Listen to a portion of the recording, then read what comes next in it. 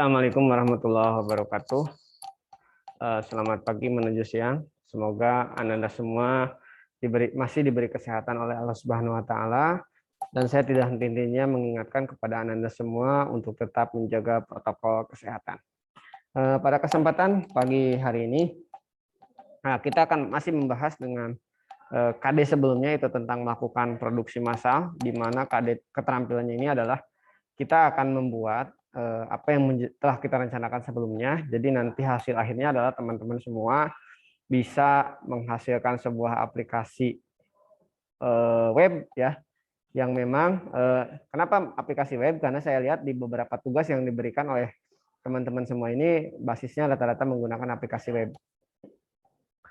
Untuk selanjutnya ya, di sini kemarin saya udah contohkan ya di pertemuan sebelumnya, itu bagaimana tahapan dari produksi. Ya, misalkan di sini saya bagi menjadi 4 tahapan, ada tahapan 1, tahapan 2, tahapan 3, dan tahapan 4. Nah, di mana tahapan 1 itu 3 langkah, misalkan menentukan produk yang akan dijual, membangun website, kemudian mempromosikan website. Kemudian di tahapan kedua ini adalah penjadwalan ya. Tahapan kedua penjadwalan, misalkan untuk tahapan 1 yaitu menentukan produk, itu akan dilakukan pada bulan Agustus. Nah, salah satu produk yang akan dijual pada contoh kasus ini adalah IoT. Kemudian tahapan yang kedua yaitu adalah membangun website marketplace-nya, itu akan dilakukan selama 4 bulan. Nah, mungkin itu akan dilakukan pada saat ini. Jadi nanti teman-teman sampai nanti akhir semester ini mungkin teman-teman akan build dari websitenya itu sampai dengan benar-benar bisa dipakai. Nah, mungkin teman-teman kemarin itu udah bikin aplikasi, udah bikin websitenya itu secara landing page aja. Walaupun misalkan ada yang sudah pakai database, ya alhamdulillah. Kalau misalkan masih ada yang belum menggunakan database-nya, mungkin kita akan menggunakan database. Karena pada dasarnya ketika kita menggunakan sebuah aplikasi web yang namanya penggunaan data atau database, itu pasti akan dibutuhkan dan akan dilakukan. Contoh sederhana adalah ketika kita belanja online, itu misalkan data riwayat transaksi kita pernah beli apa, kemudian kita udah pernah simpan apa di keranjang kita, itu akan tersimpan dengan baik. Nah, itu salah satunya adalah disimpan secara menggunakan database. Nah, misalkan contoh lagi, ada yang bikin sekarang tentang jasa pengiriman barang. Nah, ketika menggunakan jasa pengiriman barang pun sama, kita akan tahu ya kapan si resi kita, posisi barang kita sudah di mana. Nah, itu dilihat dari nomor resi. Bisa kita cek ya, di tracking istilahnya. Nah, itu ketika di tracking itu berarti kita menggunakan database. Nah, contohnya seperti itu. Nah, pada kesempatan hari ini saya akan memberikan sebuah materi penunjang ya, pendukung dari apa rencana kegiatan yang akan teman-teman lakukan, dari produk yang akan teman-teman bangun, yaitu bagaimana menghubungkan aplikasi yang telah teman buat berupa landing page tadi ke dalam database-nya. Jadi nanti supaya ada penyimpanan datanya. Nah, mungkin kemarin ketika dibuat landing page itu ekstensi filenya adalah berbasis client side. Ekstensi filenya misalkan .html gitu kan, atau misalkan udah ada yang pakai server side, berarti ekstensinya misalkan pakai bahasa pemrograman PHP, berarti ekstensinya adalah .php. Tapi kalau misalkan sekarang masih client side pun tidak jadi masalah, nanti kita bisa save as, kita akan pindahkan ekstensi filenya dari client side ke server side. Nah, pada kesempatan ini saya akan bahas bagaimana menghubungkan dari server side ke client side. Oke, perlu diketahui juga ya untuk teman-teman semua, ketika kita akan menggunakan aplikasi web yang merupakan basisnya menggunakan server side, maka yang kita butuhkan, kita itu butuh web server untuk menjalankan aplikasinya. Nah, salah satu web server yang ada yang biasa kita gunakan namanya adalah Apache. Kemudian kita juga butuh server database. Nah, database yang digunakan ada di sini, kebetulan saya pakai database relasional yaitu MySQL ya, MySQL. Ada yang bilang seperti itu. Kalau saya lebih familiar bilangnya MySQL. Nah, di dalam MySQL ini dan kita akan bikin database di mana nanti database-nya bisa diakses oleh aplikasi web. Intinya seperti itu. Nah, kemudian bagaimana sih cara kerjanya? Nah, apa aja yang dibutuhkan? Nah, di sini saya membutuhkan sebuah aplikasi yang memang digunakan untuk keduanya. Jadi di dalam aplikasi itu ada web servernya, ada juga database servernya. Nah, salah satu contohnya di sini adalah menggunakan Exam. Jadi ketika saya menggunakan OS Windows, nah di sana ada sebuah aplikasi yang namanya Exam, di mana Exam ini bisa digunakan sebagai server web dan juga bisa digunakan untuk server database. Oke, untuk cara penggunaannya, nah nanti silakan teman-teman download versinya.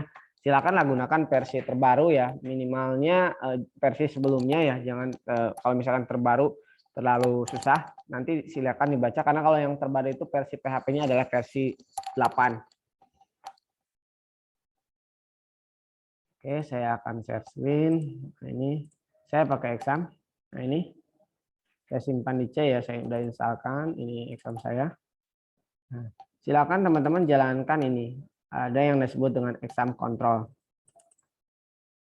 Nah, di mana exam control ini saya pakai yang versi 33, ini PHP-nya adalah versi PHP 73. Nah, di sini ada beberapa modul ya, ada beberapa modul yang service-nya bisa kita jalankan. Ini ada Apache, MySQL, Mozilla, Mercury, dan Tomcat. Nah, kita hanya membutuhkan 2 untuk saat ini. Kita hanya butuh web server dan database server. Maka yang saya jalankan untuk service-nya adalah Apache dan MySQL. Nah, kalau misalkan ini kebetulan yang saya udah jalan ya, ini servisnya udah jalan, kelihatan dari ini stop ini berarti udah running. Tapi kalau yang ini belum dijalankan, berarti kita harus klik start, nah, baru dijalankan. Kalau misalkan servisnya udah jalan seperti ini boleh ditutup, tidak jadi masalah ya, karena dia bisa berjalan di belakang. Untuk selanjutnya kita akan bikin sebuah project. Nah, projectnya karena kita web, nah, kita akan bikin di folder htdocs. Nah, semua aplikasi web itu nanti yang kita buat itu nanti si projectnya akan disimpan di dalam folder htdoc ini. Kemudian di sini nih saya bikin namanya RPL Smart ya. Saya bikin folder namanya RPL Smart.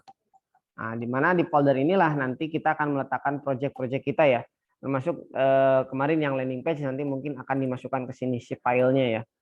Nah, termasuk nanti direktorinya ada apa aja, kita copyin aja, pindahin ke sini semua. Nah, untuk sementara ini kita akan fokusnya adalah bagaimana kita menghubungkan ke database-nya saja. Nah, langkah yang pertama adalah kita akan bikin database terlebih dahulu.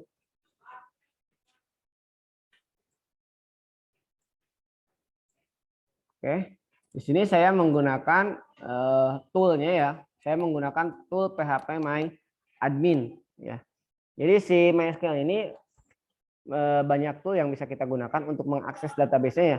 Misalkan kita menggunakan command line atau cmd, itu bisa kita lakukan. Kita ngetik gitu kan perintahnya step by step, line per line, itu juga bisa kita lakukan. Atau kita bisa menggunakan tool ini, namanya toolnya PHP My Admin. Nah, tapi kalau tool ini bisa jalan ketika service dari web servernya jalan juga.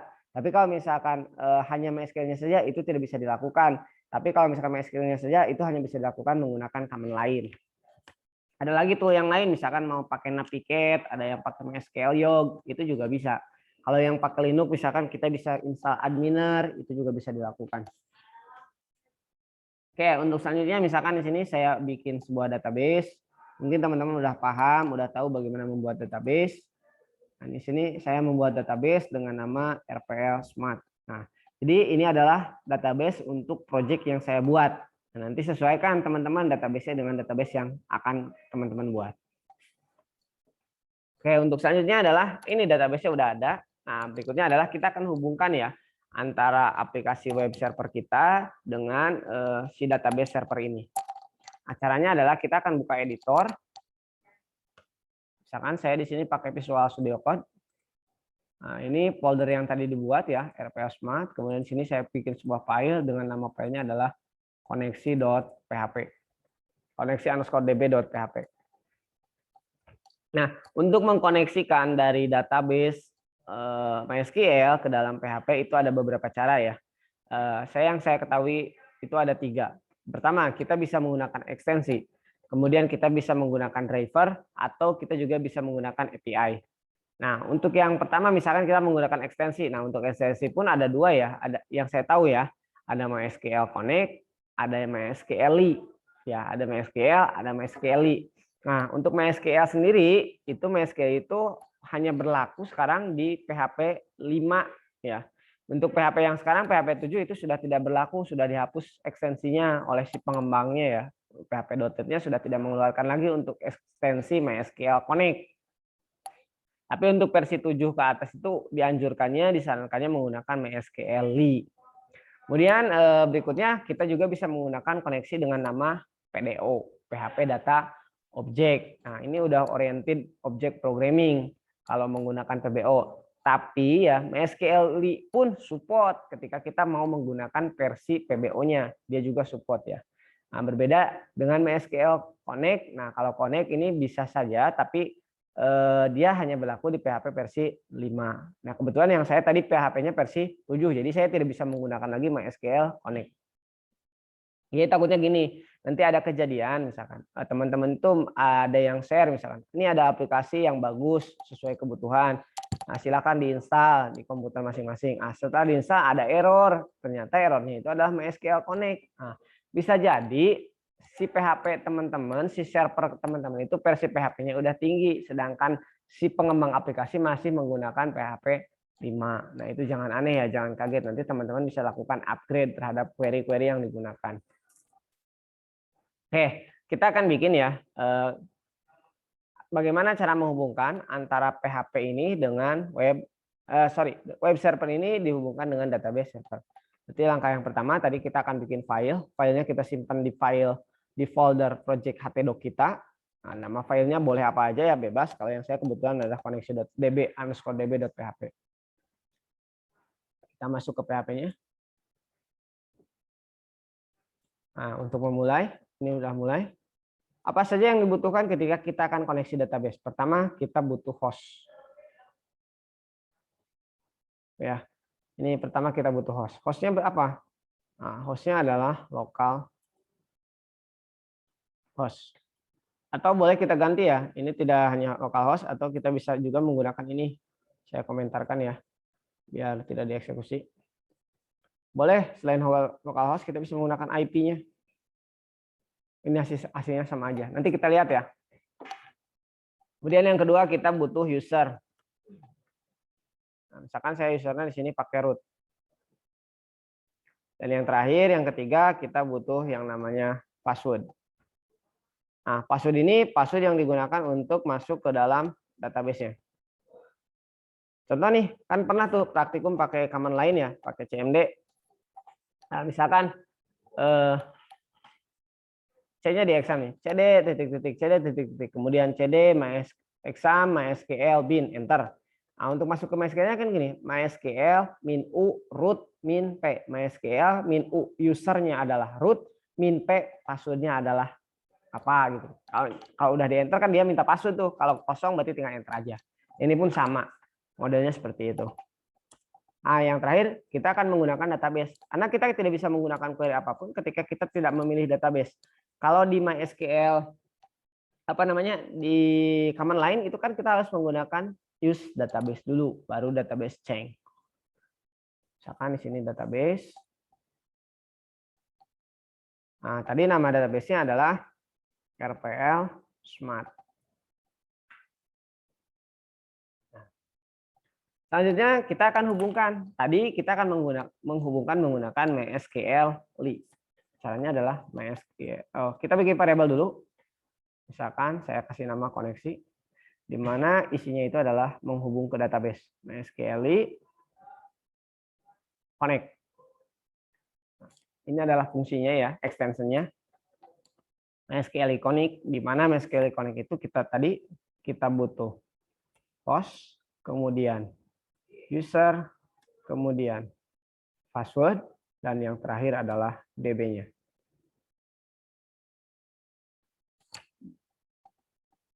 Udah, tinggal save. Nah, kemudian kita akan uji coba. Cara panggilnya ini. Nah, ini ya. Cara panggilnya boleh kita menggunakan 127.0.0.1 garis miring nama foldernya tadi RPL Smart. Nanti outputnya seperti ini. Karena di sini belum ada file utamanya. Nah, berikutnya ada kita klik. Nah, ini blank ya. Gak ada muncul apapun. Misalkan kita akan munculkan nih. Nah, ketika kita akan munculkan, misalkan.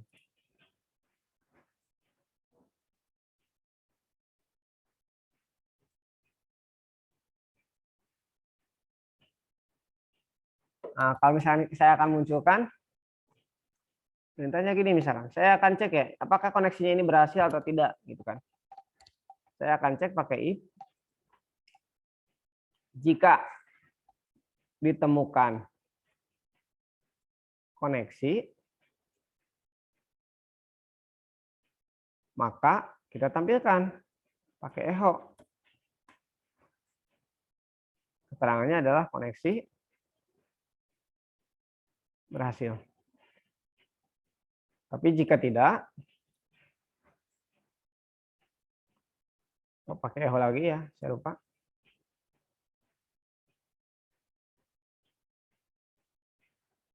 Koneksi gagal. Save. Nah, ada ya, koneksi berhasil. Kalau yang ini, koneksi gagal. Kita akan coba, kita gagalkan, kita errorkan, misalkan ini passwordnya saya kasih password. Nah, gimana hasilnya? Kita reload, refresh. Nah, ini akan memunculkan error ya. Ini keterangannya ini, koneksinya gagal. Atau ada warning nih, MySQL connect, access the need for user root. Nah, di sini ada using password yes. Jadi dia menggunakan password di pengaturan koneksinya. Atau boleh kita tambahkan biar kita tahu misalkan errornya apa. Misalkan kita tambahkan MySQL, kita bisa menggunakan Erno. Nah, ininya biarkan error lagi. Kita refresh kembali. Ah, ini ya. Ini errornya tuh. Warningnya muncul tuh. Jika kita menggunakan Erno atau pakai error gak apa-apa. Apa yang didapat pesannya? Sama lah. Erno juga. Nah ini ya. Ini cara menghubungkan menggunakan MySQL. Sekarang berhasil koneksi yang dibuat.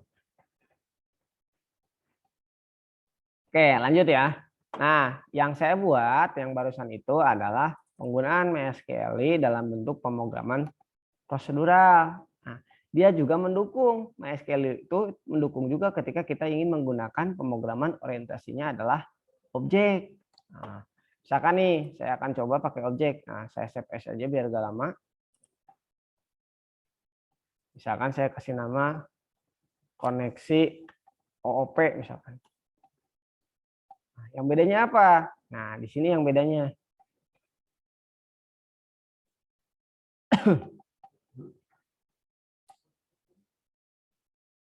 Dilihat.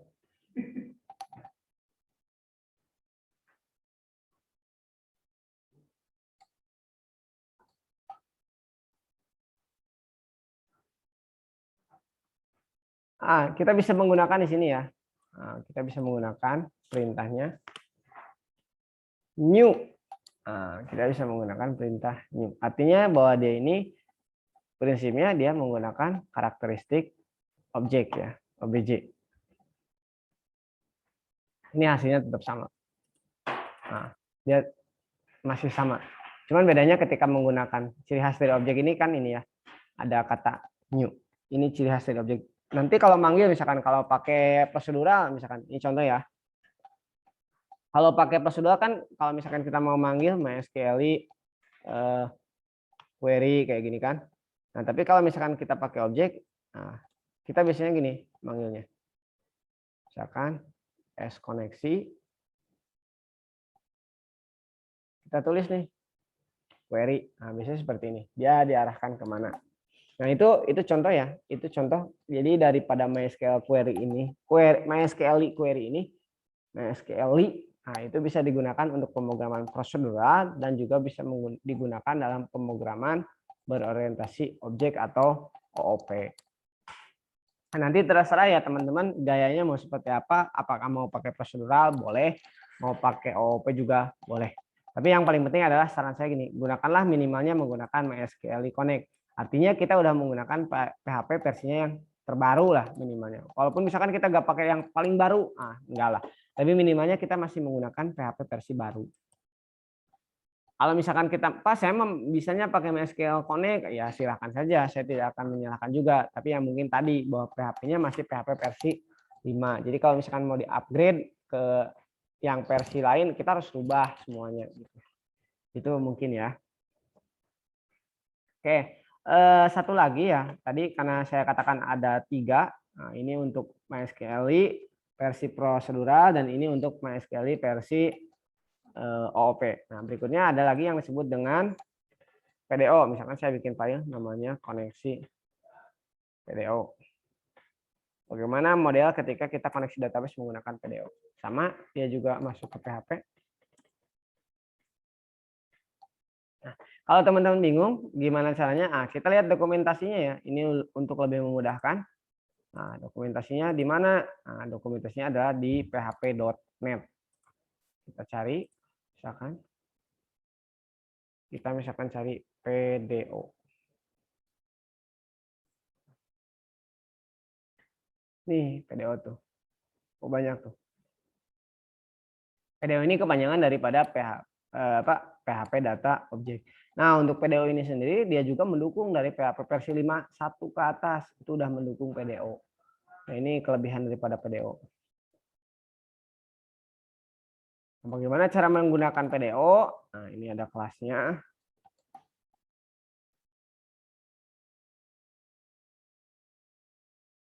Ini kelasnya ya. Kita cari yang paling sederhana saja.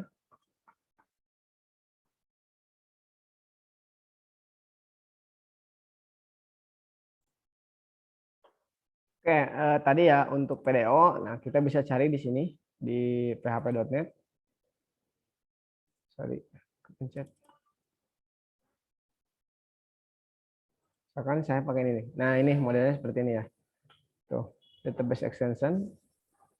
Nah, kita bisa pakai ini nih. New PDO. Nah, kita copy aja yang ini.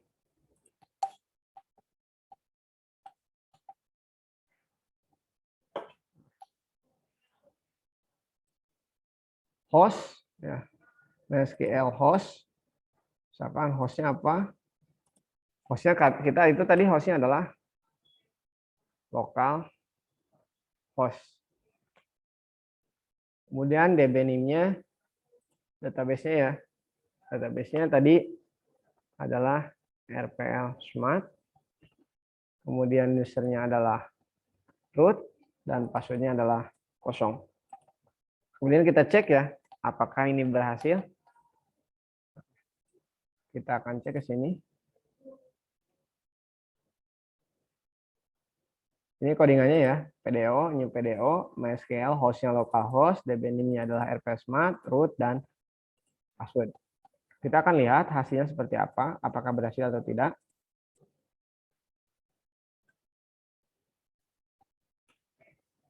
Saya akan pakai yang PDO. Nah, ini blank. Kita akan cek ya, ini berhasil atau enggak. Kita sama kayak tadi, kita akan menggunakan if kondisional untuk menampilkan.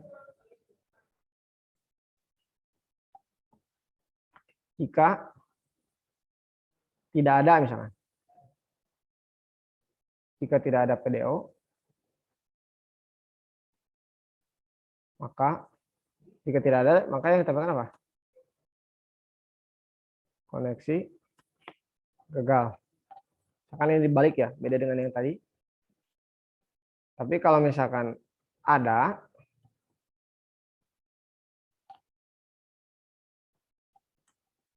saya tampilkan.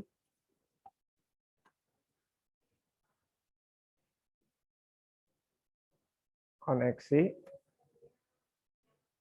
berhasil. Dan saya save. Nah, sudah kita reload. Nah, ada ya. Misalkan kita errorkan nih. Nah, passwordnya juga sama. Nah, ada error ya. Ini muncul errornya. Jadi bedanya apa sih PDO dengan MySQL? Nah, bedanya di ini, ketika pemanggilan. Nah, ada yang disebut dengan driver. Nah, ini drivernya MySQL. Jadi kalau misalkan nanti teman-teman mau rubah, mau ganti drivernya, mau ganti database-nya, teman-teman tinggal ganti ininya, jangan MySQL. Misalkan mau PostgreSQL, ganti aja PostgreSQL ini. Tapi kalau misalkan yang dalamnya kita nggak perlu rubah karena sama dia juga menggunakan SQL. Nah, kemudian di sini yang berikutnya adalah database. Jadi dari host itu ke database. Tapi kalau di MySQL itu adalah host, user, password, baru database. Nah kalau di sini host, kemudian database, user, baru password. Nah itu bedanya seperti itu. Nah gitu ya teman-teman. Hari ini kita udah belajar bagaimana cara menghubungkan koneksi dari web server kita, dari aplikasi yang kita buat ke dalam database-nya. Di sini kita boleh menggunakan PDO, boleh menggunakan MySQL prosedural, boleh juga kita menggunakan MySQL berbasis berorientasi dengan objek. Itu terserah nanti teman-teman mau pakai yang mana. Yang penting adalah si aplikasi kita bisa berjalan, kemudian dia memiliki fitur untuk penyimpanan. Penyimpanannya menggunakan database. Oke, itu ya yang bisa saya sampaikan pada pertemuan hari ini. Semoga bisa bermanfaat apa yang saya sampaikan dan bisa dijalankan oleh teman-teman dalam rangka membangun aplikasi yang teman-teman canangkan itu. Itu ya, bisa diselesaikan dengan baik. Assalamualaikum warahmatullahi wabarakatuh.